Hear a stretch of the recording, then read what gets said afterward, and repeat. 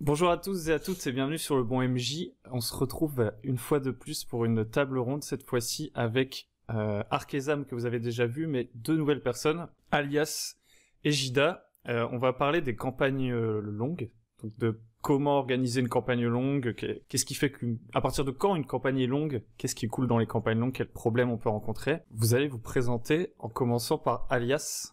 Alias, pourquoi veux-tu parler des campagnes longues? Et qui es-tu? Bonjour à tous, je suis Alias, je suis maître du jeu depuis un peu moins d'un an et joueur depuis plus de 2 ans maintenant. Je fais quasiment que de l'univers Pathfinder et à de très rares exceptions près uniquement de la campagne longue, donc du coup ça m'intéressait beaucoup de passer sur ce sujet-là. Bon, Arkezam, tu t'es déjà présenté dans une table ronde différente, mais tu peux le refaire parce que y a des gens qui l'auront sûrement pas vu. Eh bien, je suis joueur et MJ depuis 5 ans à peu près, depuis que j'ai vu les vidéos du JDG sur le jeu de rôle. Et personnellement, par contre, je suis plus un joueur de campagne longue, même si je fais beaucoup de cours, de one-shot pour le plaisir de découvrir des univers ou pour tester des systèmes. Mais je suis plutôt un MJ de longue campagne, et j'ai dû en faire du coup 5, une par an à peu près. Donc voilà, on comptant que celle que je maintiens depuis maintenant 1 an et demi. Donc c'est ma plus longue. Et ensuite, pour terminer, Jida. Salut à tous, moi c'est Jida et donc oui, ça fait maintenant 4 ans que je fais du jeu de rôle. J'ai évidemment, je fais partie de la vague JDG, hein, donc avec la série Aventure également, hein, que j'ai adoré, ça m'a motivé à me lancer, déjà en tant que joueur. Et c'est vrai que j'ai un peu un parcours similaire, c'est-à-dire que quand j'ai commencé à me lancer en tant que MJ, pour moi l'objectif c'était déjà de faire de la longue campagne épique, campagne longue, donc ouais, ça va faire 1 an et demi, presque 2 ans que je suis avec la même table, avec les mêmes joueurs sur la même campagne, où vraiment on commence à dire ah c'est peut-être un chouïa trop long, mais on aura l'occasion d'en reparler sur la suite de la vidéo. Comme si vous avez déjà regardé des vidéos de la chaîne, vous savez que moi je fais pas beaucoup des campagnes longues, donc je vais avoir beaucoup de questions à poser, évidemment. Du coup, première question. C'est à partir de quel moment vous considérez que votre campagne elle est longue et parlez-nous très brièvement, hein, sans nous raconter toute l'histoire et tout, des campagnes longues que vous avez faites pour qu'on se situe un peu. On va recommencer par Alias, puis Arkezam, puis Jida. Pour moi, une campagne longue, c'est une campagne qui dure plusieurs années, au moins plusieurs mois. Actuellement, je fais une campagne longue en tant que maître du jeu et j'en fais 2 en tant que joueur. Ça veut dire que sur toute la durée de ces campagnes longues, tu fais pas des one-shots, des trucs comme ça pour changer, etc. Si, très rarement, je peux faire un one-shot à la place d'une session de campagne prévue, mais c'est rare. C'est très rare. Parce que déjà, 3 campagnes de front, ça occupe la majorité de mes week-ends de jeu. Ok, donc quand même Tu dis plus d'1 an, ça fait déjà la barre elle est haute. Ok. Pour moi, une campagne longue, c'est 3 ans en moyenne. Alors 3 ans, on peut aussi parler du rythme, parce que je peux très bien faire une campagne qui dure 3 ans avec une partie par an, par exemple. Tu vois, genre, à quel rythme tu joues? Une fois tous les 15 jours. Ok, donc ça fait un truc du genre 75-80 parties, quoi. Et tu joues pendant combien de temps aussi? 6 heures. 6 heures? Ouais. Ok, ouais, donc c'est des grosses campagnes, d'accord. Arkezam. Pour moi, une campagne longue, c'est pas forcément 3 ans. Ce serait plus aux alentours de la demi-année ou de l'année. Déjà, on peut considérer que c'est une bonne campagne. En comptant que je me réunis généralement une fois par semaine pendant 5 heures. Entre 4 et 5 heures à peu près, ça dépend. Mais généralement, c'est ça. Pour moi, une campagne longue, c'est entre 6 mois et 1 an. On peut considérer que c'est long déjà. La première, c'est pas très glorieux comme ça, mais la première, j'ai voulu imiter un peu Aventure. Tous les personnages se ressemblaient. J'ai pas fait la même histoire, pas du tout. Mais c'est vrai que au début, heureusement que mes amis étaient pas arachnophobes parce qu'ils auraient fait une overdose. Donc voilà, au début ça ressemblait beaucoup à Aventure. Ma seconde campagne, ça a laissé un très bon souvenir à la plupart de mes amis. Mais c'est aussi devenu un peu, on pourrait dire un mème pour nous, parce que la fin de campagne, en fait, ils devaient se déplacer pour fermer des portails magiques. Enfin bon, je vous laisse de côté le speech. Et à la fin, il y avait un portail au-dessus d'une grande montagne et on n'a jamais fini la campagne. Ils ont passé je sais plus combien de séances à grimper cette montagne où il y avait des villages à chaque fois et ça leur est resté en tête. Donc voilà, notamment quelques petites anecdotes. Ne faites pas des montagnes de 800 km, ce n'est pas drôle. Ce n'est pas drôle. Ouais, Même si c'est pour gagner du temps. La planète, elle se mettrait à tourner dans un sens unique à très grande vitesse. Ouais. Ok. Et toi, Jida? Alors moi de mon côté, c'est vrai que plus en termes de temps passé, je préférais compter en nombre de séances. C'est vrai que moi principalement les séances c'est entre 6 et 8 heures. On joue dès qu'on a la possibilité. Donc là en général avec le travail, les études, surtout en cette période, on est plutôt sur du 2 séances par mois. Et donc dès qu'on dépasse le cap des 100 séances, on peut parler d'une campagne longue. Quand même 100 séances avec minimum 6 heures de séance, ça fait déjà 600 heures de jeu. Donc 600 heures de jeu pour un MJ. Donc ouais, donc ce sera un cap dès qu'on dépasse les 500 et qu'on arrive sur les 600 heures de jeu. Je pense qu'on peut se dire que c'est du mi-long, voire peut-être trop long pour certains joueurs. C'est marrant que vous parliez tous de durée et tout. Est-ce qu'il n'y a pas aussi un côté quel genre d'histoire on veut raconter? Parce qu'au final, se dire ouais j'ai joué 600 heures, enfin tu vois ça peut vouloir tout et rien dire, genre ça peut être 600 heures de voilà, en vrai il y a 200 heures qui racontent vraiment un truc où on a vraiment kiffé, il y a eu des longueurs et tout. Donc est-ce que on peut pas mettre un autre critère que la durée pour dire une campagne longue, plutôt genre je sais pas, par exemple si je veux faire un truc épique, genre est-ce que pour vous c'est vraiment pertinent de parler d'heures? Est-ce que vous aviez vraiment une histoire à raconter qui demandait tout ce temps de jeu? Techniquement, je pourrais faire ma campagne en beaucoup moins d'heures. C'est vrai que c'est plus un objectif personnel pour tester un petit peu mes règles, mon univers. C'est vraiment un grand bêta testing avec toujours les mêmes joueurs où on s'amuse à bricoler plein de trucs avec l'univers. Mais officiellement, le speech, c'est simplement il y a un espèce de complot mondial light fantasy, un peu dark fantasy où voilà, il y a un nouveau culte ancien qui s'est réveillé. Il faut essayer de comprendre, est-ce que c'est vraiment des gentils, est-ce que c'est vraiment des méchants, est-ce qu'en fait ceux qui disent qu'ils sont gentils c'est pas eux les vrais méchants, etc. Donc il y a tout ce jeu d'ambiguïté où on se rend compte que l'univers est tout gris. En peut-être une dizaine de séances, c'était terminé. Mais il y avait vraiment la volonté de prendre le temps de découvrir, de s'imprégner de l'ambiance des différents villages, de prendre connaissance avec les différents PNJ, et surtout de la volonté importante d'avoir un personnage stable qui a la possibilité d'avoir des objectifs personnels et de vivre ses quêtes personnelles. Et ça, s'il y a trop peu de séances pour pouvoir l'expérimenter, c'est pas intéressant pour les PJ, c'est pas intéressant pour les joueurs. Et ils auront un sentiment soit de bâcler, soit de rusher. Si on a envie de tout faire, on est obligé de s'offrir du temps. On a commencé déjà un peu à embrayer sur les avantages. Donc, pour continuer sur ce que tu disais, pour toi, l'avantage principal, c'est le développement des PJ. Enfin, pour les joueurs, c'est le développement de leur personnage. Vraiment, l'intérêt qu'il y a le plus pour eux à venir, et moi, mon outil, mon levier qui me sert à les motiver et à revenir au moins 2 fois par mois et à essayer de se débloquer du temps, etc. C'est de se dire, mais pense à ton personnage, qu'est-ce qu'il a envie de faire en ce moment, de quoi il a besoin, et du coup, essaye d'en réfléchir un petit peu, qu'on puisse en parler et qu'à la prochaine séance, on puisse avancer et réfléchir dessus. Et c'est vraiment le moteur principal pour mes PJ de se dire, ah, il faut que mon assassin des ombres, il apprenne sa nouvelle technique pour pouvoir dépasser son maître et obtenir et devenir la nouvelle légende de la guilde, etc., etc., etc. Et du coup, c'est vraiment un point essentiel de se dire, on est arrivé dans l'univers sans savoir où on mettait les pieds. On s'est fait un personnage dans son esprit, en tant que PJ, je parle, hein, on s'est fait un personnage dans notre esprit et on s'est dit, bah voilà, il y a quand même un objectif, il a quand même un moteur, il a quand même une motivation. Et même s'il y a une intrigue, une quête principale, mon objectif à moi en tant que joueur dans cet univers, ça va être et de sauver le monde et de devenir le meilleur pâtissier du pays. Donc il y a un peu ce double jeu-là qui permet aux joueurs de s'impliquer davantage et de même se lier d'amitié avec certains PNJ plus que d'autres.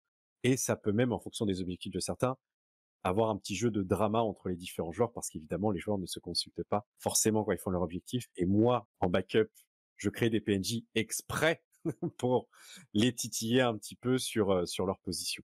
C'est un avantage principal de pouvoir jouer sur cet équilibre et cette volonté des joueurs. C'est du gratin. C'est vraiment époustouflant quand on prend le temps de le faire correctement, et évidemment, ça demande des heures. J'aimerais bien rebondir, si tu le veux bien, Hugo, sur la longueur des longues campagnes, si on pouvait le faire en plus court ou moins court. Je te répondrai que généralement, ce qui allonge une campagne, c'est les PJ. Parce que tu vas leur laisser... Non mais c'est vrai, c'est vrai. Tu vas leur laisser de la liberté, ce qui est normal parce qu'ils sont en jeu de rôle et tout. Et ils vont faire tout ce qui n'est pas important. Voilà, ça c'est une règle de base, c'est une règle d'or. Vous ouvrez un bouquin de jeu de rôle, c'est la première règle, c'est l'un des 10 commandements. Les personnages joueurs ne feront jamais le truc principal, et c'est pas grave parce qu'on est en jeu de rôle et on est là pour s'amuser. Mais rien que dans ma dernière séance, un échec critique a complètement niqué la manière la plus simple de faire une quête, donc ils vont devoir trouver un autre moyen de l'accomplir, et ça c'est quelque chose que le MJ peut pas prévoir. Donc il y a aussi une grosse part des PJ qui peuvent augmenter la durée de vie du coup de la campagne. Notamment moi j'ai des joueurs qui sont très impliqués, qui aiment beaucoup parler avec les PNJ, qui cherchent à en savoir plus sur l'univers, qui sont vraiment un très bon groupe de joueurs à ce niveau-là. Donc à chaque fois, il y a des dialogues qui sont plus ou moins longs, et du coup, ça rajoute également à la campagne quelque chose que je n'avais pas forcément prévu, mais qui est là et qui est bien présent. Là, je suis en train d'emmagasiner les questions que je vais poser après. On va finir le tour sur les avantages. C'est quoi pour toi les avantages d'une longue campagne Arkézam ? Ça va avec ce qu'a dit Gida, c'est-à-dire que comme la campagne est longue, les PJ s'imprègnent de l'univers, ils s'imprègnent des PNJ, et ça permet de jouer beaucoup plus facilement et de manière beaucoup plus cohérente sur les émotions.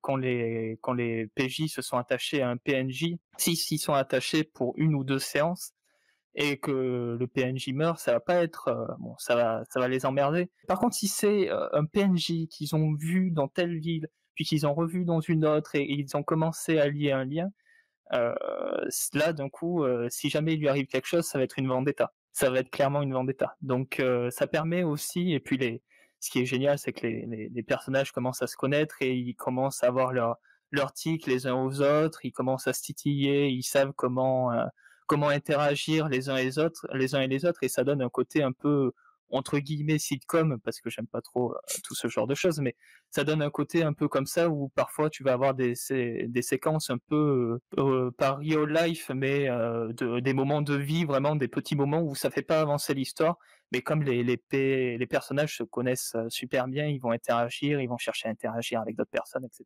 Ok, ça marche. Alias, qu'est-ce que tu voudrais ajouter aux avantages et tout ? Les avantages d'une longue campagne, pour moi, c'est de pouvoir approfondir l'univers dans lequel ils évoluent, donc le lore. C'est quelque chose qui ne peut être fait qu'avec du temps, qu'avec une longue imprégnation dans l'univers dans lequel on joue. Et j'aime bien montrer à mes joueurs qu'ils sont qu'une petite partie d'un énorme tout, en les faisant interagir avec énormément de factions, de pays, de races différentes. C'est quelque chose qui, moi, en tant qu'amoureux du lore, me fait énormément plaisir quand un maître du jeu me le propose, donc je propose spontanément à mes joueurs. Ça donne de la crédibilité, en fait, à l'univers dans lequel on masterise. Ok.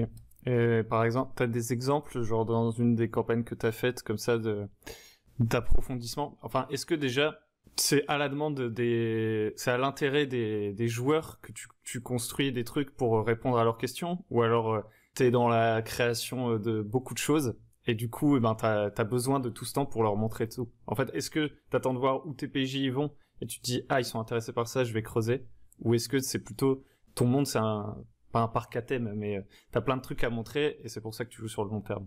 Je pense que c'est plutôt, j'ai beaucoup de choses à montrer, donc je joue sur le long terme pour pas abreuver les joueurs d'informations inutiles ou trop les saouler avec voilà l'état de l'univers. Donc je pense effectivement que c'est plutôt la quantité de choses à montrer qui fait que j'aime les longues campagnes. Si tu veux un exemple, la campagne que je masterise en ce moment, c'est une campagne où les joueurs doivent enquêter sur un empire disparu depuis 10 000 ans. et j'ai des pages et des pages de ce qui s'est passé il y a 10 000 ans. Sauf que vu que c'était il y a 10 000 ans, le monde actuel n'en sait absolument rien. Et c'est au travers de leurs découvertes presque archéologiques qu'ils commencent à avoir des petits distillats de cette histoire. Ah ouais, si c'est à 10 000 ans, c'est plus que des fossiles, du coup. Et c'est magique. C'est magique, ok. Ça marche. Dans ce que vous me dites... Alors, je reviens un peu sur la durée.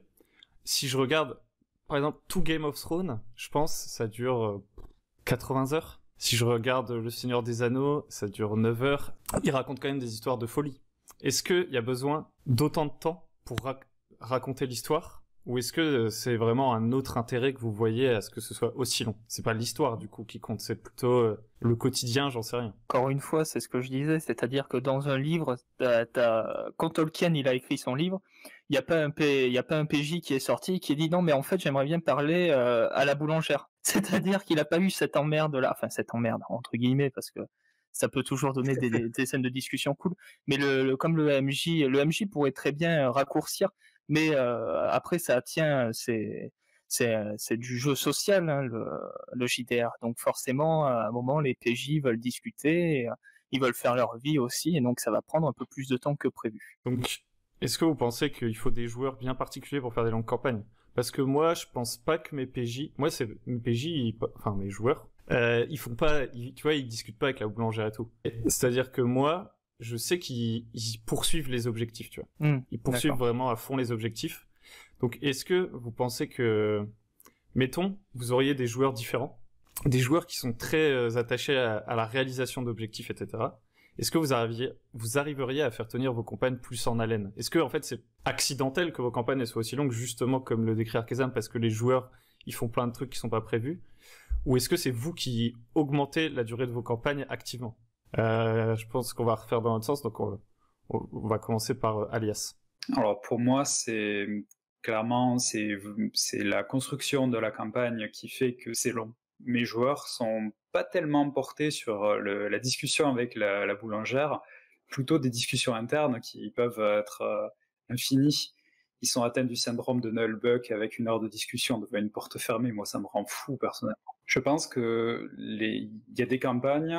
Les campagnes longues sont faites pour être jouées avec un certain type de joueurs. Et effectivement, si les joueurs, dans leur globalité, sont très attachés à la résolution d'objectifs, ça peut aller très vite. Parce que c'est les joueurs qui imposent le rythme à la campagne. Et une campagne qui peut être rushée, si les joueurs le veulent, ils peuvent la rusher. Une campagne préfaite, moi je fonctionne avec des pré-tirés. Une campagne qui est préfaite, qui est prévue pour durer 1 an et demi, elle peut être faite en 1 mois par un groupe motivé. Donc c'est clairement pas impossible. J'aime bien ce nouveau truc qu'on a appelé le syndrome de la boulangère. Ça va rester, c'est parfait. C'est le lore du bon MJ. Parce que moi, mes joueurs, ils sont pas du tout pris par le syndrome de Nullbuck non plus. C'est-à-dire que moi, je suis vachement attaché au rythme. Et donc du coup, s'ils agissent pas, eh ben l'histoire elle avance. Et ils sont rarement... Enfin, il y a peut-être des situations où ils sont devant une porte. Et s'ils sont devant une porte et qu'elle est fermée, il y a forcément... Mes joueurs, ils se concertent pas. Il y en a un, il va dire « Ok, je défonce la porte ». Donc en fait, moi, mes histoires, elles avancent toujours à plein régime. Et d'ailleurs, s'il y a des longs voyages, je pense que si je dis à un moment donné, dans une campagne que j'ai faite, il y avait un long voyage à faire, et puis à chaque partie, ils avançaient de quasiment rien, et je leur décrivais un nouvel endroit, et j'ai bien vu que ça les intéresse pas, parce que si cet endroit, il n'y a pas de drama, en fait. Donc, moi, je pense que j'ai pas les mêmes joueurs que vous. Bref, je parle trop. Arkezam, du coup, toi, est-ce que tu penses que ça dépend du type de joueur, et est-ce que d'ailleurs, t'as pas des joueurs qui sont pas intéressés par les campagnes longues, par exemple ? Je vais répondre à la question. Juste avant, je vais préciser un truc qu'a dit Alias quand il dit que c'est les joueurs qui annoncent le rythme de la partie. C'est en partie vrai. C'est en partie vrai, je suis assez d'accord. Mais le MJ peut reprendre les rênes aussi. C'est-à-dire qu'à un moment, si vous voulez, on fait toujours du feedback avec les joueurs, et à un moment, c'est vrai que j'étais peut-être un peu trop, allez, faut que ça avance, faut que vous avanciez un peu, et ils m'ont demandé de relâcher. Donc j'ai relâché pendant une séance, je leur ai rien dit, ils ont fait à leur rythme. À la fin de la séance, ils m'ont dit, oh, ben, on n'a pas fait grand chose. Donc, j'ai fait, bon, on va trouver un entre-deux, du coup. Vous serez d'accord que des fois, je suis obligé de vous booster un peu. Donc, à partir de là. Mais, du coup, le MJ aussi a son rôle à jouer. À un moment, s'il parle pendant 2 heures devant la porte, il y a peut-être des gardes qui vont leur dire d'entrer ou d'aller boire un coup ou d'aller voir ailleurs, j'en sais rien. Mais et en effet, comme tu dis, Hugo, ce qui est intéressant, c'est que s'ils font rien, le monde bouge autour. Et ça, mes joueurs l'ont appris parfois à leurs dépens. Mais c'est intéressant parce que du coup, ça les oblige aussi à eux-mêmes injecter un peu de rythme. Et avec tout ça, j'ai perdu le fil de la question. Ouais. Est-ce que parmi tes joueurs, il y en a pas pour qui ils ont pas envie de faire des longues campagnes, tout simplement parce que c'est trop long, qu'ils ont besoin d'un rythme plus soutenu? Non, parce que sinon je ferais pas ces longues campagnes avec ces joueurs. Il faut les choisir, mais c'est quelque chose qu'on dit en début de campagne. On s'engage pour une longue campagne. À ma table, il y a 3 joueurs que je ne connaissais pas il y a 1 an et demi. Et quand ils sont arrivés, on a fait des parties tests et tout, et je leur ai dit, bon, j'aimerais lancer une campagne. Moi, je vous veux à ma table, vous êtes excellents. Je vous veux dans mon équipe. Et à partir de là, je leur ai dit, par contre, j'aime faire des longues campagnes, donc ça va être certainement toute l'année scolaire, une partie par semaine. Est-ce que ça vous va? À partir du moment où tu te mets d'accord, tu vois, et nous, ça a toujours été, même avant, dans mon groupe d'amis, on a toujours fait du JDR comme ça. C'est-à-dire que c'était un JDR par année scolaire, en fait. On se retrouvait les mercredis après-midi, et puis on faisait nos trucs, on se faisait une pause pendant les vacances, ou on faisait des grosses sessions pendant les week-ends. Ok. Gida? Oui, ça va être une petite redite, mais pour moi, c'est clair qu'une longue campagne, c'est pas adapté à tous les types de joueurs. Il y en a forcément qui voudront aller directement à l'essentiel et voudront pas s'embêter à apprendre le lore, à s'intéresser à une culture qui a disparu et qui va peut-être revenir et peut-être détruire le monde. C'est non, on y va, on arrête le rituel et on n'en parle plus. Et ils sont pas là pour le blabla, etc. Donc évidemment, pour ce type de joueurs-là, c'est absolument inintéressant de faire une longue campagne parce que, encore une fois, pour moi, l'intérêt d'une longue campagne, c'est d'avoir une ambiance, un rythme, d'avoir une liberté de se dire, cette séance-là, oui, certainement qu'on va rien faire. On va peut-être passer 3 heures à faire un voyage à cheval. On va galérer à trouver notre bouffe parce qu'on a mal géré nos rations. Mais c'est le côté immersif, c'est le côté intéressant de ce type de jeu-là. Et c'est évident que ça va pas intéresser des gens qui viennent plus d'un jeu vidéo d'action, qui sont plus dans du film d'action, où vraiment ça pète de partout et on veut de l'action tout le temps. Donc bien sûr que à la base, il faut que le contrat social soit clair et qu'avec les joueurs, on se dise voilà, le rythme principal, ça risque d'être ça. Parfois, il y aura des décalages parce qu'on sait que tout le monde sera pas dispo forcément à toutes les dates. Il y a des moments où on décalera, il y a des moments où les séances seront plus courtes, il y a des moments où les séances seront plus longues, mais globalement, on part pour au moins 1 an. Et c'était déjà clairement dit où on se dit voilà, là j'ai préparé une 30aine de séances et c'est une 30aine de séances de 6 heures chacune, donc il y avait 180 heures à jouer là. Donc et finalement on est parti sur bien plus parce que voilà, ils se sont pris au jeu au fur et à mesure que l'ambiance se posait, etc. Et ça s'est goupillé comme ça et ça traîne maintenant en longueur un peu plus pour le plaisir de tout le monde. Est-ce que vous pensez que c'est pertinent, pendant une longue campagne, de jouer tout le temps le même personnage? Alors déjà, il y a une question sous-jacente, c'est est-ce que, comme vous voulez faire des longues campagnes, mettons, je veux raconter le Seigneur des Anneaux, tu vois. Dans le Seigneur des Anneaux, les héros, ils meurent pas. Donc, parce que toute ma campagne, elle est axée autour de l'évolution de ce personnage sur une longue courbe, tu vois. Donc peut-être que tu veux un jeu qui est pas mortel, si ton but, c'est de raconter l'ascension d'un héros, tu vois. Je ne sais pas. Et après, est-ce qu'il n'y a pas à gagner justement dans une longue campagne à jouer plusieurs personnages? Parce que si je regarde la plupart des fictions vraiment intéressantes où on explore tout l'univers, on l'explore à travers les yeux de plusieurs personnages. Et ce serait moins intéressant si c'était le héros qui faisait tout. Tu vois, genre, je veux dire, je vais reprendre encore le même exemple, mais si dans Game of Thrones, c'était juste l'histoire de Ned Stark qui devient à la fois un assassin en allant à Braavos, mais qui est aussi la mère des dragons, et le roi Joffrey et le truc, tu vois, c'est moins intéressant que si t'as tout ce panel de personnages et que tu bouges dans l'espace et dans le temps, tu vois, pour explorer tout l'univers. Est-ce que vous avez déjà essayé de faire un truc comme ça? Écoute, pour le coup, je l'ai jamais testé. Mais j'avais cette idée de faire ça pour une prochaine version, quand mon jeu sera un petit peu plus abouti, d'avoir un espèce de format, soit d'avoir plusieurs rerolls possibles, soit carrément d'avoir de jouer sur différentes timelines, voire même d'avoir une version spin-off de tel PNJ ou de tel PNJ. Mais pour le coup, cette phase d'exploration des différentes phases de l'univers, je le fais via des outils de background, par exemple le journal qui tombe, et il voit pour la première fois le nom d'un PNJ qui semble être important, et il rencontre 3 séances plus tard ce fameux PNJ, et ils se rendent compte que du coup, ça s'étale, etc. Donc, eux, en tant que joueurs, ne l'auront pas vécu. Eux, en tant que PNJ, ne l'auront pas vécu. Ils auront découvert cette partie-là via une autre ressource, une aide de jeu ou le discours d'un PNJ. Mais c'est vrai que ça peut être hyper intéressant de leur faire jouer carrément un autre groupe qui, officiellement, dans leur timeline principale, serait un groupe de PNJ, mais du coup, voilà, de pouvoir enchaîner et vivre une succession d'événements. Parce que tu vois, genre je me dis, une campagne Game of Thrones où tu joues à la fois un noble et à la fois un mec de la garde de nuit, tu vois, et t'alternes, ça te permet d'explorer des thèmes assez intéressants qui sinon, dans l'écoulement du temps, n'auraient pas été explorés de manière intéressante justement. Parce qu'en fait, t'as l'intrigue, elle a des répercussions. L'intrigue qui a lieu à la capitale, elle a des répercussions au niveau du mur et tout, et vice versa. Et si tu veux faire vivre tout ça à un seul personnage, bah tu te retrouves avec une histoire complètement décousue, tu vois, d'un mec qui part à la garde de nuit, puis finalement il fait c'est bon, tu peux revenir à Port-Réal, faire quelques trucs, et puis en fait il est banni. Ouais, c'est ça. Oh non, t'as encore déconné, tu retournes de l'autre côté du mur. Enfin, bref.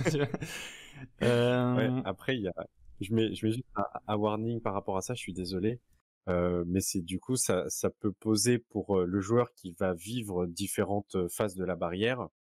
Il peut y avoir un gros souci d'intérêt également dans son RP, où il va faire potentiellement, même ou totalement inconsciemment, un double jeu par rapport à son personnage qu'il va jouer, parce qu'il sait que telle action, même si son PJ est pas censé avoir cette information, telle action va optimiser ou améliorer la situation de son autre personnage à l'autre bout du monde, de fil en aiguille. Ouais, le metagaming.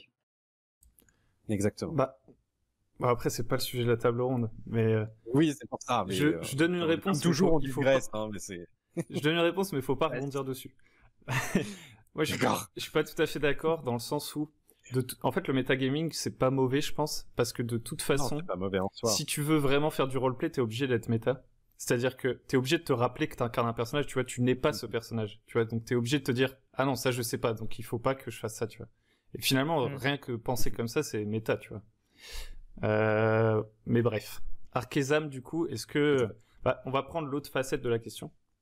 Plus, est-ce que, quand tu fais une longue campagne, est-ce que t'as pensé à cette ascension du héros et tout, et du coup, est-ce que tu protèges tes personnages parce que, en fait, la campagne, elle est axée autour des personnages? Toujours sur la première campagne que j'ai fait, mes 3 personnages, c'était le coup classique, ne vous moquez pas, j'avais 15 ans, merci. C'était le coup classique de c'est les 3 élus, machin, enfin bon, bref. C'était un truc comme ça. Donc forcément, ils ont très vite compris que ça allait être très compliqué de les tuer et de rester cohérent dans l'histoire, etc. À partir de ce moment-là, j'ai arrêté de faire ce genre de choses parce qu'en effet, à partir du moment où merde, il y a un des 3 élus qui est mort, comment on fait? Ben tant pis pour l'univers, hein, du coup. Ou alors c'était erroné, mais bon bref, c'est jamais vraiment une très bonne idée, d'autant plus en jeu de rôle. J'ai encore perdu le fil de la question, c'est très fort ça. J'aurais peut-être dû prendre un café. Genre en gros, tu peux jouer en plot-centered, tu vois, genre c'est-à-dire qu'il y a une grande intrigue dans le monde, et c'est ça qui conduit l'histoire. Tu peux jouer en character-centered, c'est-à-dire t'as des personnages qui sont les plus importants, et on raconte leur histoire. Et donc du coup, le monde tourne finalement un peu autour de ces personnages, tu vois. Ou alors tu peux jouer en bac à sable, c'est-à-dire que les personnages sont pas particulièrement importants et il n'y a pas d'intrigue principale, il faut juste explorer le monde et se fixer des objectifs. Si effectivement c'est des campagnes character-centered, est-ce que tu fais une sorte de bouclier scénaristique sur tes personnages, ou si c'est plot-centered, typiquement le truc des élus, tu vois, c'est... Oui, bah ça oui. C'est genre t'as prévu qu'il y aurait une bataille épique qui a été vue il y a 6000 ans par une voyante dans une charrette avec un jeu de tarot, tu vois, et du coup c'est obligé d'arriver. Donc Donc voilà, la question, c'était en gros, est-ce que tu protèges les personnages justement parce que t'aimes bien les voir évoluer et t'as déjà pensé à des grands arcs narratifs pour eux, etc. Alors, je vais prendre un peu plus comme exemple du coup la dernière campagne parce que c'est celle où je suis le plus mature dans mon écriture, je pense. Pour moi, les PJ, c'est central. C'est leur évolution, c'est ce qu'ils veulent faire qui va définir la campagne. Mais tu vois, c'est pas non plus une histoire qui tourne autour d'eux. C'est-à-dire que à la fois c'est bac à sable parce qu'ils font ce qu'ils veulent, mais il y a un scénario. Donc tu vois, c'est un peu le mélange de trois types de scénarios. C'est un peu un mélange de ça parce que pour moi, un PJ, ça reste quand même quelque chose d'important. Il faut leur donner, c'est plus qu'un pécor. Ce qui est important pour l'évolution d'un personnage, enfin ce qui peut être important, c'est la mort du personnage aussi. C'est-à-dire que je fonctionne par saison dans mon jeu de rôle, et là je suis à la troisième. Et dans la première saison, on a le guerrier minotaure du groupe qui était toujours un peu à la rue parce que bah, c'est pas sa culture, il cherchait un peu à être utile dans les enquêtes, mais bon, il valait mieux taper, quoi.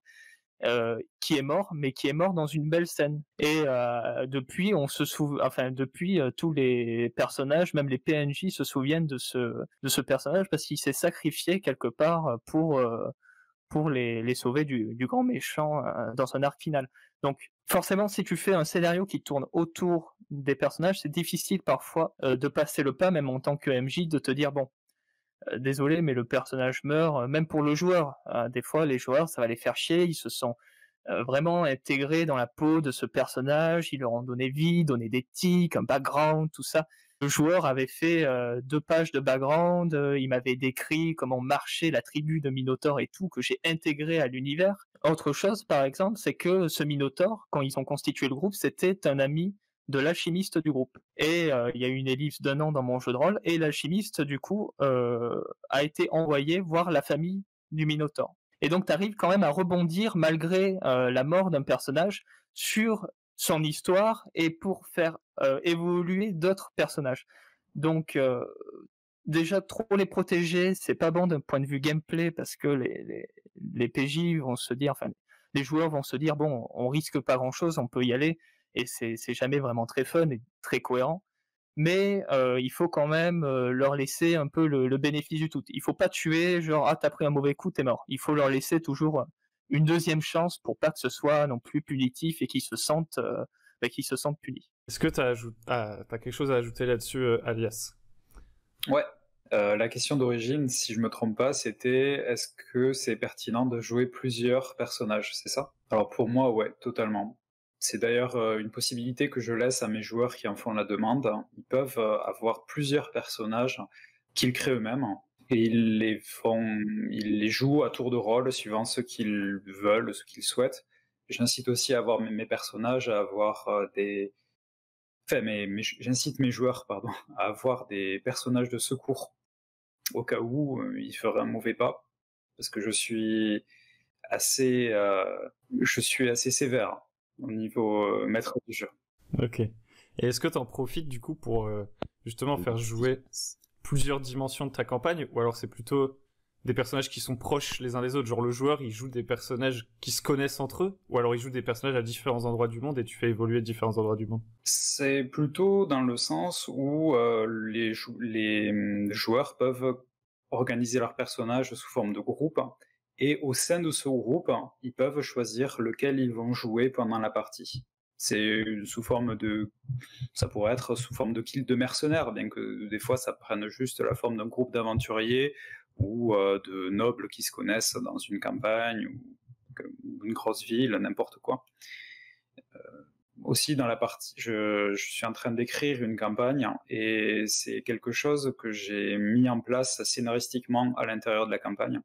C'est-à-dire que pour rompre la monotonie de jouer le même personnage pendant plusieurs mois, voire plusieurs années, parce qu'il y a une monotonie qui peut s'installer, même s'il y a une progression, j'ai prévu que à la fin de chaque arc, il y a 6 arcs dans la campagne, à la fin de chaque arc, il y ait un passage où les joueurs vont devoir jouer un pré-tiré avec une liste de pré-tirés déjà tout fait, où ils vont interpréter les méchants. Et ils vont voir l'autre côté, l'envers du décor, et ils vont pouvoir découvrir le lore de la campagne elle-même, du point de vue des méchants, et avoir l'explication méta de choses qu'ils ne pourraient pas savoir en tant que joueur. Et ça, c'est quelque chose que j'ai trouvé comme idée en discutant avec d'autres maîtres du jeu, qui disaient que faire des campagnes où les joueurs incarnent des personnages maléfiques, ça pouvait être bien pour se détendre entre deux choses plus sérieuses. Et je me suis dit que intégrer ça dans une campagne, faire jouer un groupe rival, entre guillemets, de joueurs maléfiques, opposés directement au groupe, mais qui ne se rencontrent pas avant le dernier acte, où au final on peut les faire s'affronter, c'est quelque chose qui permet de développer la profondeur de l'univers, donner une cohérence au récit, donner une profondeur dans le récit qu'on fait, dans les motivations des opposants aux joueurs, ça rajoute énormément de drama. Ok, c'est bien cool comme idée. C'est bien cool, mais c'est un peu risqué comme idée, non? Si jamais tu fais jouer les méchants après et que t'as tes joueurs qui veulent, je sais pas, aller dans telle ville parce qu'ils savent que les gentils y sont, tu vois, enfin que ça peut foutre un peu le bordel, non? Mais je trouve que l'idée est sympa sinon. C'est tout à fait possible, mais en fait, c'est fait sous forme de flashback, c'est-à-dire que l'action des joueurs méchants ne va pas être au même moment ou au même endroit que là où sont les joueurs à ce moment-là. Par exemple, à la fin de l'arc 1, l'histoire, c'est une cité qui se fait assiéger par une armée. Les joueurs doivent donc repousser l'armée, un truc très classique. Eh bien, on voit la scène qui est prévue du côté maléfique, c'est l'infiltration du groupe de PJ maléfiques dans la cité pour ouvrir les portes et pouvoir ouvrir le passage à l'armée d'invasion. Donc, en fait, c'est une sorte de flashback. Ça leur explique comment la cité a pu se faire assiéger aussi facilement et presque anéantir aussi facilement. Comment est-ce que vous organisez vos longues campagnes? Alors, ça peut être des conseils généraux, mais je pense que de toute façon, c'est logique, mais comme à chaque fois, ça va être des conseils un peu perso, parce que tout le monde ne joue pas ses campagnes de la même façon. Mais voilà, comment vous préparez vos campagnes longues? On va commencer par Jida, parce que finalement, on a pas mal parlé, donc on va continuer dans le même sens. Jida. Très bien, mais écoutez, il n'y a pas de souci. La préparation en amont est assez simple, en fait, de mon côté. Je me la suis un peu joué à la Seigneur des Anneaux, c'est-à-dire que vraiment, j'avais une idée de mon point de départ, j'avais une idée de mon point d'arrivée, et j'ai juste imaginé quelques points, quelques passages clés, quelques nœuds scénaristiques intéressants, et en réalité, tout le chemin entre ces différents nœuds se fait totalement en bac à sable. Donc il y a certains moments où je suis obligé de mettre des coups de fouet pour que ça avance un peu plus vite. Il y a des fois où j'essaie de les freiner parce que il y a une certaine temporalité logique avec le plan de certaines factions qui doit correctement s'empiler pour que tout roule correctement sur la trame prévue. Même si bon, j'ai déjà dû écrire mon scénario 6 fois depuis qu'on a commencé parce qu'ils n'arrêtent pas de me le faire exploser. Mais ça, c'est un autre syndrome. On s'y fait quand on est MJ. C'est les risques du métier.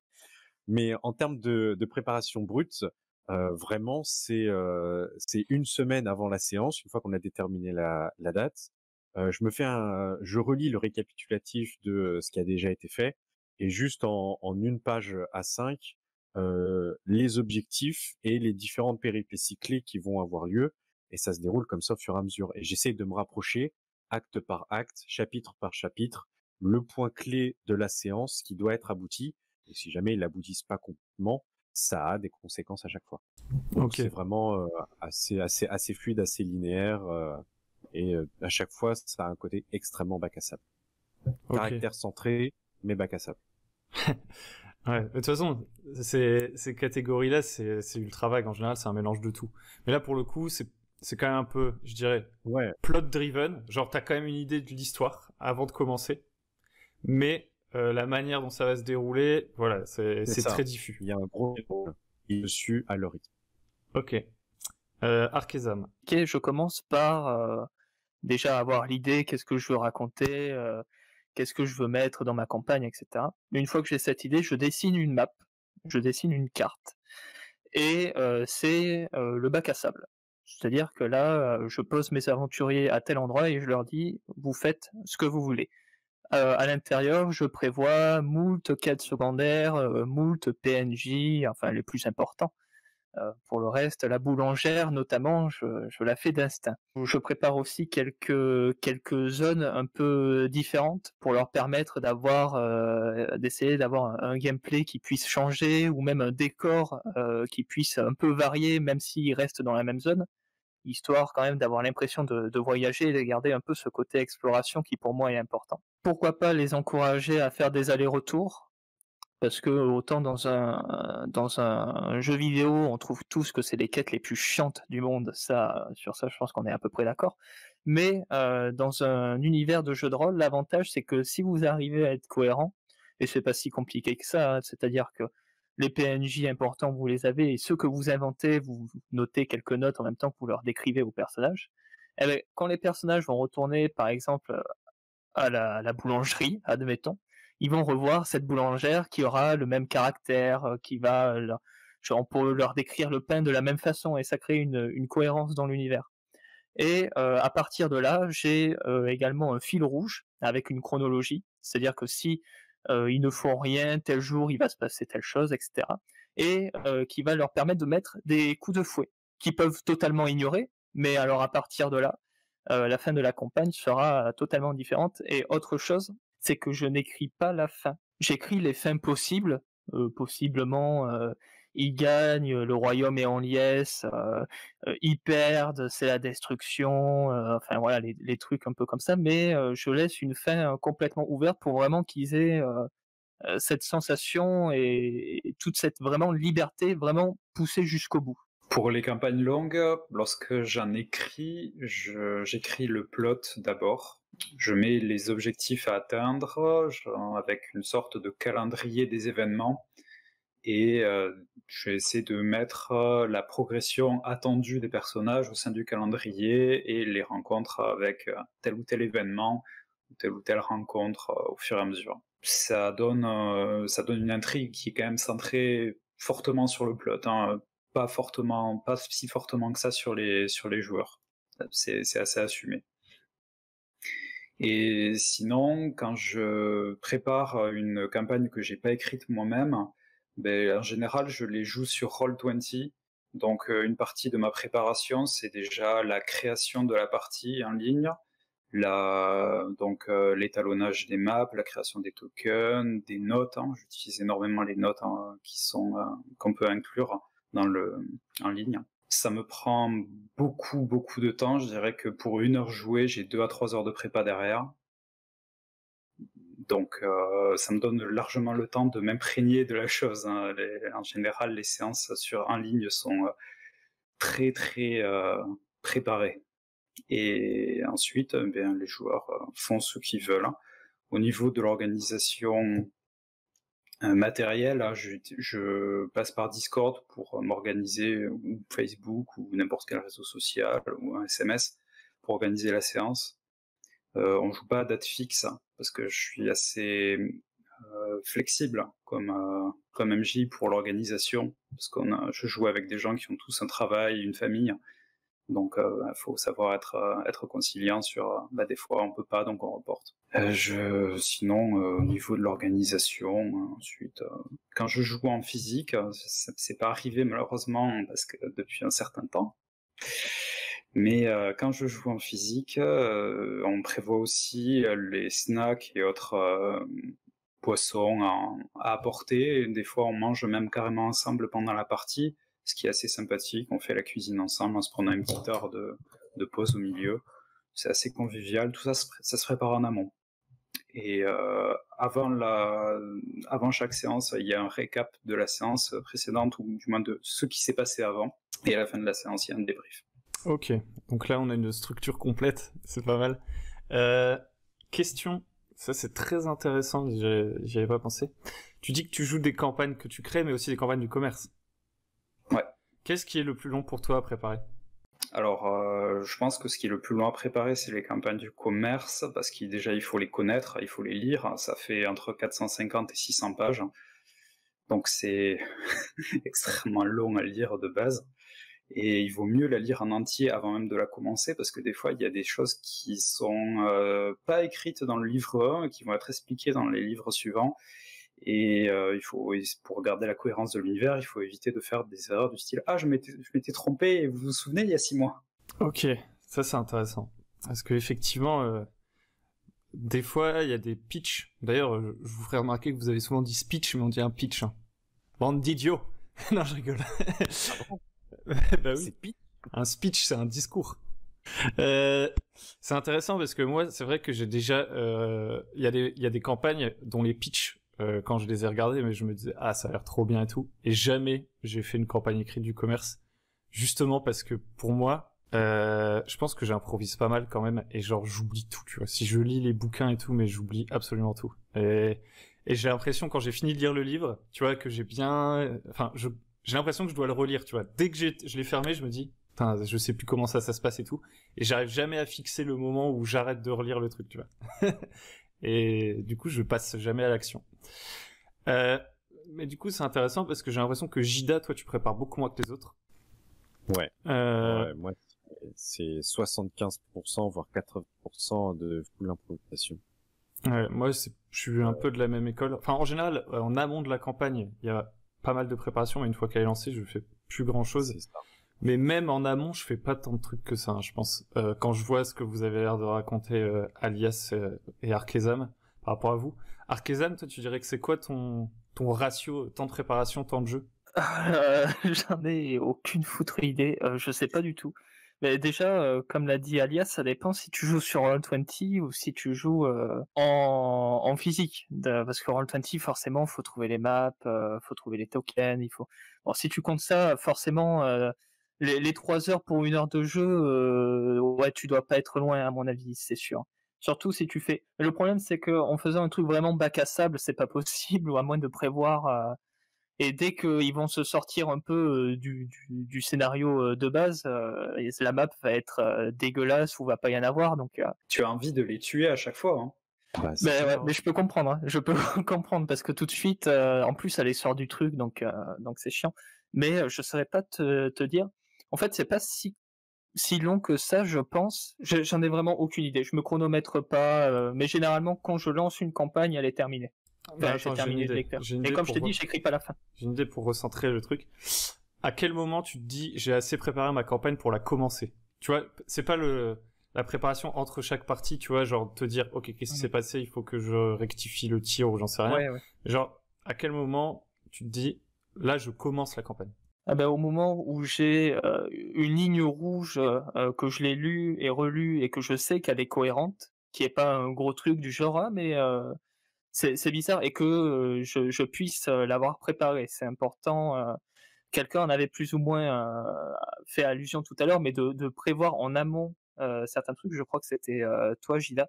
Mais par exemple, ben ouais, un papier qui tombe et 3 séances plus tard, ben il y a un truc en lien avec ce papier. Le fusil de Tchekhov, c'est très très important. Faites des fusils de Tchekhov, ça fait toujours plaisir aux joueurs quand ils s'en rendent compte. En plus, vraiment, ils se sentent gratifiés. Donc c'est bénéfique pour tout le monde, et à écrire, c'est juste génial. Mais pour en revenir à ça, personnellement, c'est quand ma map est faite, que j'ai pas mal de PNJ dispersés à plein d'endroits, que j'ai suffisamment de quêtes secondaires pour me dire que ils auront de quoi s'occuper, qu'elles soient assez diversifiées, que j'ai assez travaillé l'ambiance, des trucs comme ça. Mais comme j'écris pas la fin, encore une fois... En très court, grosso modo, combien d'heures tu passes à faire ta carte avec tes PNJ et tes quêtes secondaires? 1 heure. Ah, pour les PNJ et les quêtes secondaires. Non, je croyais que tu parlais que pour la map. Pour la map, c'est 1 heure parce que généralement j'ai l'idée en tête et je gribouille comme un gros sale la carte. Et après, pour les PNJ et les quêtes secondaires c'est le plus long en fait, parce que tu dois faire un mini scénario pour chacune. Et du coup, c'est ce qui prend le plus de temps. Et sur la dernière campagne, il y en a vraiment beaucoup. et ça a dû me demander plus d'une trentaine d'heures, je pense, rien que sur les quêtes secondaires. Et sans compter les PNJ qui viennent avec les quêtes secondaires aussi souvent. Donc, Ok. mais les PNJ, ça va. Une fois que tu as trouvé un truc qui permet de les rendre identifiables et pas oubliables. C'est intéressant parce que moi j'ai arrêté de faire ça. J'ai arrêté. J'ai trop donné, c'est bon. Trop de peine. Moi, je crée la quête secondaire. En fait, s'ils doivent voyager et qu'ils se sont dit, ouais, là, notre objectif, c'est d'aller là, bah, je sais qu'ils vont faire telle route. Et ben, c'est juste de la séance d'avant à la suivante que je prépare ce qu'il y a sur la route. Donc, que je prépare les quêtes secondaires. Et pour toi, Jida, et ensuite on passera à la suite. J'ai une question. Mais d'ailleurs, les autres, vous pourrez y répondre vite fait. C'est juste pour pas trop prolonger. Est-ce que vous attendez que vos joueurs ils aient créé leur personnage avant de créer la campagne, ou vous créez la campagne et ensuite ils créent leur personnage? Non, pour moi c'était même dans le contrat d'avant, c'était que je voulais vraiment que la campagne soit adaptée à leur personnage pour qu'ils se sentent vraiment utiles d'un côté et légitimes également de l'autre, parce que il y a vraiment un objectif de la campagne où on finit sur une fin épique où vraiment ils vont non seulement sauver le monde, mais peut-être que malgré le fait qu'ils sauvent le monde, bah il y a peut-être des continents entiers ou des peuples qui vont se faire génocider. Enfin, il y a vraiment un enjeu extrêmement fort. Et tu peux dire ouais bah je suis désolé, mais moi je suis tavernier de père en fils, je vais pas me lancer dans une telle aventure, tu vois. Et du coup c'est pour ça que j'avais vraiment besoin d'avoir leur personnage en amont, avec leur attention en amont, pour que je puisse préparer mes amorces au fur et à mesure, que je puisse de plus en plus les inciter à s'engager davantage, à prendre parti pour certaines factions et à s'engager émotionnellement dans certains trucs. Donc pour moi c'était totalement indispensable d'avoir leur fiche de personnage.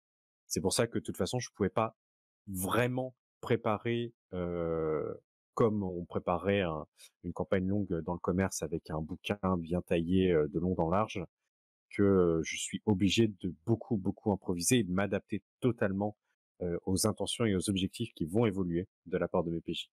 Juste, je voudrais dire 2 mots, mais je vais te faire ça en très rapide. Pour les rencontres, comme tu parlais tout à l'heure, faire des tables aléatoires également, ça peut aider. Ça peut aller à faire plus vite, et puis c'est comme des quêtes secondaires.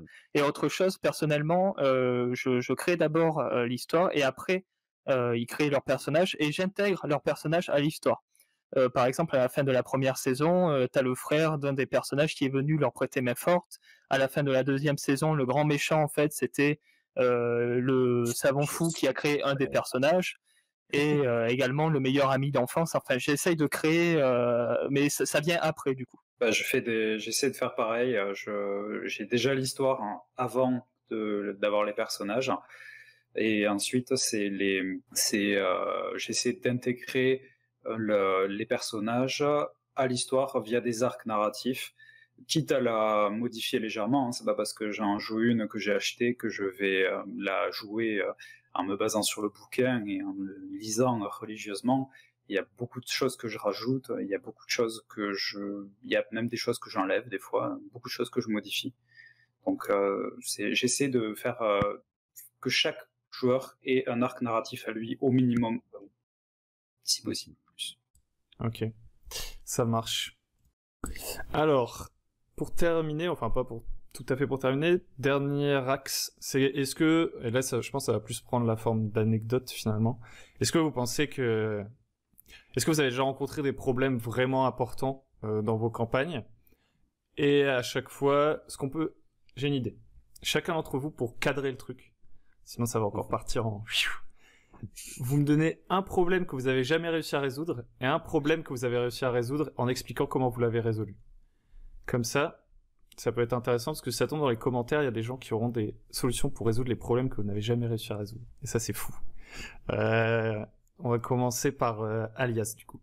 Alors là, comme ça, un problème que j'ai jamais réussi à résoudre, j'en ai pas là sous la main, malheureusement. Mais du coup, un de mes coéquipiers pourra en me donner 2, s'il en a plus.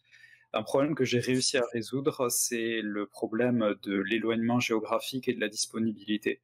Parce que ça, sur une campagne longue, c'est un des trucs majeurs qui fait que ça peut dérailler. Je suis passé sur du jeu en ligne, tout simplement. C'est vrai que la disponibilité des joueurs, ça peut être compliqué, surtout vu la durée. Quand ça dure plusieurs mois ou plusieurs années, On peut avoir une situation qui évolue, on peut avoir des disponibilités qui disparaissent, des choses comme ça. Il peut y avoir le Covid-19. C'est vrai que... Et du coup, t'as aucun problème que t'as jamais réussi à résoudre. Par exemple, est-ce que tu joues avec des gens que tu connais ou avec des gens que tu connais pas? Ou un mix? C'est un mix. J'ai commencé avec des gens que je connaissais, et puis là, actuellement, j'ai 2 personnes que j'ai jamais vues. Et on n'a même jamais allumé la webcam, donc je ne sais même pas à quoi ils ressemblent. Mais j'ai une bonne soixantaine d'heures de jeu avec eux. D'ailleurs, je les salue. Et du coup, c'était ta question. Et du coup, est-ce que t'as jamais eu un problème, par exemple?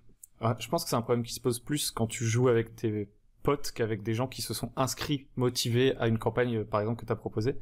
Est-ce que t'as jamais eu un problème sur les attentes, tu vois? Parce que, typiquement, tu peux commencer à jouer avec tes potes et finalement tu te rends compte que il y a certains de tes potes, la campagne leur plaît moins, d'autres elle leur plaît plus. Tous les groupes ne fonctionnent pas sur une campagne à long terme, tu vois. Est-ce que t'as jamais rencontré un problème comme ça? J'ai déjà rencontré ce genre de problème. C'est lors de ma toute première campagne de jeu de rôle. On a démarré à 6 et là actuellement il y en a 3, peut-être 4 qui veulent la poursuivre et elle est au point mort depuis un an. Donc c'est une des problématiques qui s'est posée, c'est que la session 0 a été faite de telle manière à ce que ça a été présenté comme quelque chose qu'on pouvait ne jamais finir si on n'avait jamais envie de le finir. Et c'est aussi quelque chose que je pense qu'il faut aborder, hein. Toutes les campagnes ne sont pas obligées d'être menées jusqu'au bout. Ça enlève aussi de la pression, se dire qu'on ne se boucle pas sur les 2 prochaines années tous les samedis. Et c'est ce qui, en fait, je le considère pas comme un problème non résolu, parce que le problème s'est résolu de lui-même. Les joueurs qui n'étaient pas satisfaits au niveau de leurs attentes sont partis tout simplement. C'est pas la résolution que j'aurais aimé voir venir, parce que j'aurais aimé qu'on poursuive à tout le groupe et qu'on l'amène jusqu'au bout. Mais c'était la résolution qui s'est faite. Ok, ça marche. Arkezan. Ça a plombé l'ambiance. Je voulais pas. Non mais je déconne. Non mais non. Non mais c'est un vrai truc en plus parce que les attentes forcément quand t'as 5-6 personnes autour de la table, elles sont toutes différentes. Mais je suis un peu comme Alias, il y a pas de problème que j'ai vraiment pas réussi à résoudre pour le coup. J'ai eu un problème. Là, j'en parle de celui récemment parce que j'ai parlé de la montagne tout à l'heure. Enfin bon, bref, il y avait plein, j'ai plein d'anecdotes. Mais le plus intéressant, c'était, ça s'est produit il y a pas très longtemps pendant le premier confinement. On avait commencé une campagne. Enfin, on n'avait pas commencé une campagne, on avait commencé la 2e saison de la campagne.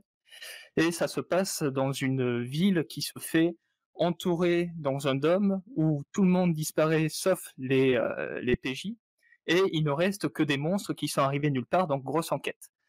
Le problème, c'était qu'on a fait ça sur ordinateur, qui se sont retrouvés littéralement confinés en confinement. Les étoiles n'étaient pas alignées, et d'autant plus que j'ai eu la très mauvaise idée en fait d'enlever absolument tous les PNJ, donc il ne restait que de l'enquête et du combat. Et à partir de là, ce que j'ai fait, c'est que pour ma 3e saison, j'ai pris le combat, l'exploration, l'univers, les PNJ, tout ça, et puis j'ai tout remis et j'ai fait maintenant il y aura de tout parce que il faut de tout pour faire plaisir à tout le monde. Il faut du combat pour celui qui est plus axé sur le combat et sur la stratégie, etc. Il faut parler de l'univers et du lore pour celui qui s'intéresse vraiment à ça, etc. Est-ce que vous privilégiez votre campagne, la survie de votre campagne à la survie de votre groupe de jeu? Ouais. Si vous dites je veux faire une longue campagne, est-ce que s'il y a des gens qui quittent le navire, vous dites on continue la campagne, tant pis on joue plus avec eux pendant 1 an du coup. Ça m'est jamais arrivé un truc comme ça, donc je peux pas vraiment répondre. Tout le monde est resté jusqu'au bout. Et c'est souvent plutôt la campagne qui s'est arrêtée par manque, voilà, comme on pouvait plus se voir, ou comme j'ai dit, on faisait ça toutes les années scolaires, donc après c'est compliqué de rempiler ou de faire ou autre chose. Mais j'ai jamais eu ce souci de quelqu'un qui en avait marre et qui est parti, donc je ne peux pas répondre à cette question. Pour le coup, moi, ça m'est arrivé. puisque actuellement la campagne que je suis en train de faire n'est pas finie. Et elle compte bien se prolonger encore pour au moins 6 mois supplémentaires. Et à la base, j'avais commencé avec 2 tables de 3 joueurs. Et au sein de la première table, il y a eu des petites mésententes hors RP, hein, donc vraiment IRL. Et du coup, l'un des joueurs a tout simplement décidé de partir. Et dans la volée, bah, on en a recruté un nouveau. Donc au niveau RP, on l'a joué comme on l'a ressenti IRL, c'est-à-dire que par rapport à la situation, je vais vraiment pas rentrer dans les détails, je vais vraiment pas raconter ma vie, mais on l'a un peu senti comme une trahison pour toute la table. Et du coup, bah, au niveau de l'RP, j'ai pris le contrôle de ce joueur qui nous quittait et qui, d'une certaine façon, trahissait son ancien groupe en jouant sur certaines choses qu'il n'était pas censé savoir ou en révélant trop de choses qu'il n'était pas censé révéler. Et du coup, ça a poussé les joueurs dans leur retranchement et du coup, ils ont dû prendre une décision par rapport à ce personnage qui ne collait plus au contrat du groupe qu'ils avaient signé en amont. Et ça a permis la possibilité de l'entrée d'un nouveau joueur qui du coup ne connaissait pas, qui a dû s'intégrer. Donc ça a eu également des jeux sociaux assez intéressants parce que du coup il restait un binôme qui avait déjà commencé l'aventure et un troisième personnage qui a dû essayer d'apprendre et à faire de l'alchimie, etc., etc. Pendant que l'autre table de joueurs qui évoluait sur exactement la même timeline faisait d'autres aventures de leur côté. Et au fur et à mesure de la campagne, ça a de nouveau explosé par-ci par-là pour d'autres raisons IRL. Et aujourd'hui, il n'existe qu'une seule table unie qui a fini par se fusionner. Donc une table de 4 joueurs où finalement il reste 2 joueurs d'un côté, 2 joueurs de l'autre. Et maintenant, c'est le nouveau groupe qui a déjà vécu des déchirements dans leur propre groupe et du coup ils ont cette espèce de pseudo-traumatisme de dire oui mais si jamais ça se passe mal, etc., je vais revivre ce déchirement de perdre mon ami. Donc, ils ont cette espèce de mini pression sociale de leur côté et veulent avancer soudés. Donc, honnêtement, si le groupe éclate, si jamais il y a tant qu'en fait il y a un joueur au moins minimum qui a l'historique, je peux faire graviter d'autres joueurs qui arrivent, d'autres joueurs qui partent, pas forcément les mêmes qui vont rester. Donc tant qu'il y en a un qui a l'historique plus ou moins global, il racontera l'histoire de son point de vue avec sa version, et ça deviendra la version canon pour les nouveaux joueurs qui arrivent. Alors parfois ça crée des dissonances avec certains PNJ qui vont pas être d'accord avec lui, mais en aucun cas ça arrête la campagne effectivement en disant bah là je suis désolé, la table est explosée, on va mettre fin à la campagne, il y aura jamais de fin. Ça n'arrivera jamais. Parce qu'à la fin, le plot twist final sera joué. Je veux bien ajouter mes 2 centimes pour appuyer ce que dit Jida, parce que c'est un petit peu ce que j'ai vécu dans une campagne où je suis joueur et c'est une campagne qui existe depuis de très nombreuses années, qui a été commencée par un groupe de joueurs dont il ne reste que 2 représentants, si je ne me trompe pas, à la table actuelle, sur 5. Et en tout, si on compte tous les joueurs qui y sont passés, on est presque une douzaine. C'est une campagne de type bac à sable où il faut construire un royaume en partant de rien et où les joueurs sont le conseil dirigeant du royaume en question et doivent conquérir les États ou les territoires sauvages voisins, etc., etc., en découvrant l'histoire du pays et pourquoi il n'y a pas de royaume à cet endroit-là alors que tout autour il y en a. C'est ce qui s'est passé, hein, des problèmes de personnes qui arrêtent de s'entendre ou qui sont pas satisfaits de la campagne. C'est la campagne qui s'arrête pendant un certain temps et qui redémarre avec la volonté d'intégrer des nouvelles personnes en repartant de zéro. Donc il y a eu un reboot, carrément, fait des très grands moyens. Et il y a eu des personnes intégrées à la suite de ce reboot en plein milieu. Donc ça a été vraiment un énorme bordel. Et là on commence à en voir la fin. Et j'ai une grosse pensée pour le MJ qui est sur la même campagne depuis peut-être 6 ans et qui aimerait bien la finir au moins une fois avec un de ses groupes. J'ai une grosse pensée pour lui. J'avais vu, je sais plus, je crois que c'est aux États-Unis, il y a un mec qui continue une campagne de Donjons et Dragons depuis, je voudrais pas dire de conneries, je me rappelle plus de la date, mais peut-être 20 ans, ou un truc comme ça, ou pas loin. Peut-être même plus, je sais plus, mais ça fait plus de 20 ans qu'il fait la campagne. Alors il y a plein de joueurs différents qui viennent à sa table par contre, mais c'est dans son univers et il fait évoluer l'univers avec les différents joueurs qu'il rencontre, etc. Il faudrait que je retrouve le lien, mais l'anecdote était plutôt rigolote. Ça, c'est l'intérêt des campagnes longues. Voilà, si on devait résumer. C'est une grosse campagne longue, ça c'est pour le coup. Ça c'est marathon, c'est la campagne vie. Lui, il est top, hein. Lui, je vous le dis tout de suite, il est au-dessus. C'est intéressant. Bah, en fait, ça va être le sujet d'une des futures tables rondes, ça, les campagnes multi-tables, voire multi-MJ et tout. Ok. Eh bien, maintenant, en commençant par Alias, je vous propose de donner un petit conseil. C'est pas obligé d'avoir un rapport avec le sujet. Un petit conseil qui pourrait servir aux MJ débutants ou non qui regarderont cette vidéo. Donc, Alias, à toi de jouer. Si je devais donner un conseil, ça serait d'être flexible dans l'organisation. C'est ce qui m'a le plus aidé en tant que maître du jeu. J'ai testé plein de systèmes d'organisation différents, avec des plannings, avec des doodles pour arriver à trouver des séances, avec des séances prévues à l'avance qui finalement peuvent se faire ou pas. Le plus simple que j'ai trouvé, c'est d'être flexible, de proposer une date. Si elle va, elle va. Si elle va pas, on essaie la semaine d'après et puis on se prend pas la tête. Ça reste un jeu. Ah, surtout que, comme tu disais, toi, tu fais des parties de 6 heures quand même. Genre, il faut quand même une bonne organisation. Ouais. Moi, le truc que je teste en ce moment, c'est... alors déjà, je split mon groupe, je pense. Il va y avoir ceux qui jouent en présentiel et ceux qui jouent à distance, tout simplement parce qu'il y a des gens qui veulent pas jouer à distance. C'est-à-dire, ils arrivent pas à se mettre dedans, donc ça sert à rien de forcer. Et du coup, j'ai décidé de tenter un truc, c'est en présentiel... Bah, on joue quand on peut être là et on fait justement des one shots, des machins et tout parce que voilà, on veut se tester à différents trucs, genre il faut toujours que je teste Cyberpunk Red, Alien et tout.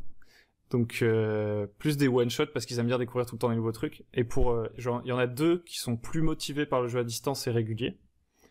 Et donc je vais faire une campagne avec 2 joueurs, je pense.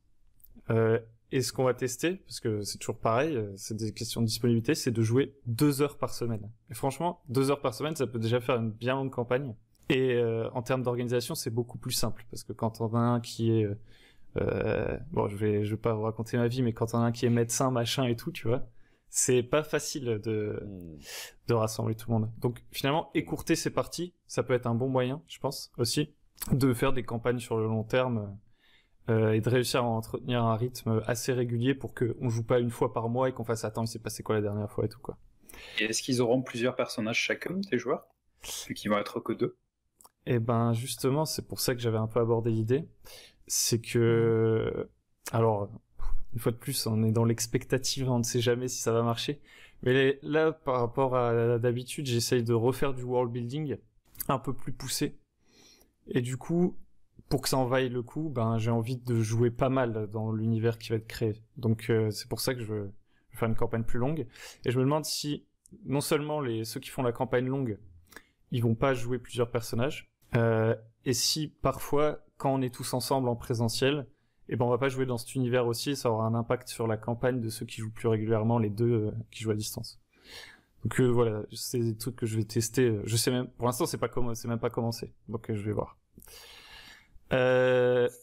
Arkezam, le petit conseil. Alors, j'ai un sacré conseil, jouer avec des chômeurs qui, eux, ont le temps. Non, c'est faux. Le vrai conseil, comme vous pouvez le voir, je suis allumé de différentes couleurs depuis tout à l'heure. C'est une loupiote dont je me sers pour le jeu de rôle. Et je peux vous garantir que dans une scène de bataille que vous décrivez et que vous mettez la lumière en rouge, admettons, eh ben ça change pas mal de choses. Alors, faut pas laisser rouge tout le temps parce que sinon personne peut prendre des notes, c'est chiant. Mais et puis surtout quand vous revenez au blanc, en fait, ça nique les yeux de tout le monde, donc il faut faire avec parcimonie. Mais si vous pouvez, parce que bon, c'est un budget quand même. Enfin, c'est un budget. Une fois que c'est acheté, mais il faut l'acheter. Vous pouvez prendre un truc de couleur et ça peut vraiment rajouter à l'ambiance pour le coup dans une partie. Jida.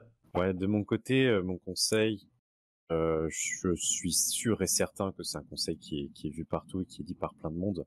Mais c'est surtout quand on est un nouveau MJ et qu'on angoisse parce que on n'est pas sûr d'être capable d'improviser, du coup on prépare beaucoup, on n'est pas sûr, c'est de se lancer et vraiment une fois lancé, de pas hésiter à faire des séances de débriefing avec sa table de joueurs. Qu'est-ce qui vous a plu, qu'est-ce qui vous a moins plu, qu'est-ce que vous aimeriez voir pour la prochaine séance, est-ce que si je fais ça, ça vous va, est-ce que si je fais plutôt un truc comme ça vous va, et de pas hésiter à vraiment prévoir un temps semi-formel à la fin, soit de chaque séance, si vous jouez que 2 fois par mois, ça c'est vraiment important. Si vous jouez peut-être et que vous voyez 2 heures toutes les semaines, peut-être que cette phase de débriefing, vous avez besoin de le faire une seule fois par mois, mais vraiment de prendre un temps avec vos joueurs, même en off, hein, si vous discutez par Discord ou si vous voyez dans la vraie vie régulièrement, d'avoir un temps de recul avec toute la table. Et parfois même, si vous en avez la disponibilité et l'envie, évidemment, individuellement avec chaque joueur, pour carrément adapter un arc narratif sur mesure par rapport à votre joueur. Et déjà, ça l'aidera à s'impliquer davantage à votre table, parce qu'il se sentira écouté et non seulement il aura un impact dans la partie, mais il a un impact sur la préparation de la partie. Et évidemment, hein, quand on prépare son propre gâteau, on le trouve toujours meilleur. Sur une partie de JDR, c'est exactement le même fonctionnement. Si vos joueurs sont impliqués dans la préparation de la partie, ils apprécieront d'autant mieux la séance le jour J. Je suis assez d'accord parce que même si ça peut avoir son utilité, les typologies, vous savez, genre dans le jeu vidéo, on dit il y a des joueurs, c'est des explorers, des machins, des trucs.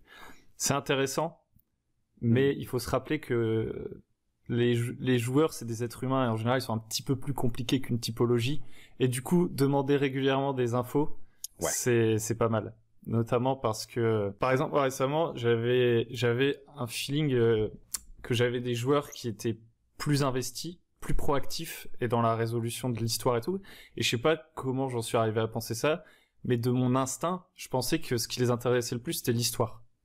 Et en fait, j'ai oublié mon propre conseil.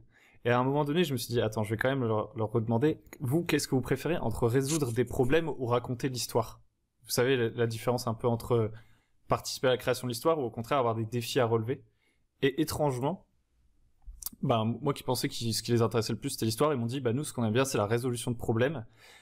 Et une fois qu'ils m'ont dit ça, j'ai regardé ma campagne, j'ai fait une rétrospective de ma campagne et je me suis dit c'est vrai que comme c'était un jeu d'enquête, c'est pour ça qu'ils étaient plus proactifs que les autres, parce qu'en fait eux ils voulaient tout le temps savoir résoudre le problème, alors que les autres peut-être qu'ils attendaient plus des scènes à décrire, etc. Et que c'est pour ça qu'ils étaient moins actifs. Et c'était complètement contre l'instinct que j'avais. Donc, ne jouez pas trop au psychologue, ne pensez pas toujours être hyper intelligent. Juste demandez aux autres leur avis, c'est plus simple. Donc voilà. Ouais. Ils savent ce qu'ils veulent.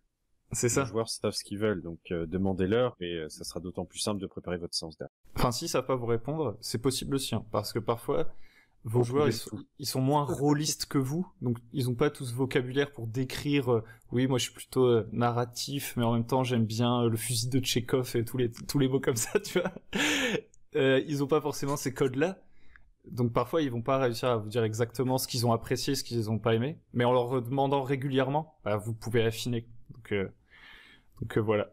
On a terminé cette table ronde. J'espère que ça vous aura plu. Moi, j'ai trouvé ça bien cool.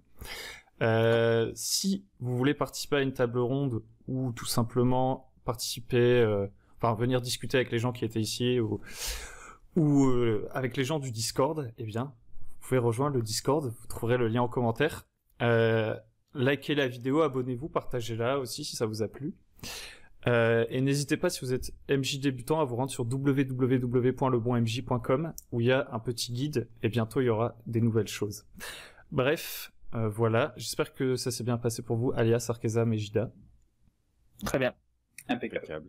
Un grand plaisir. Eh ben c'est très cool, je suis très content alors.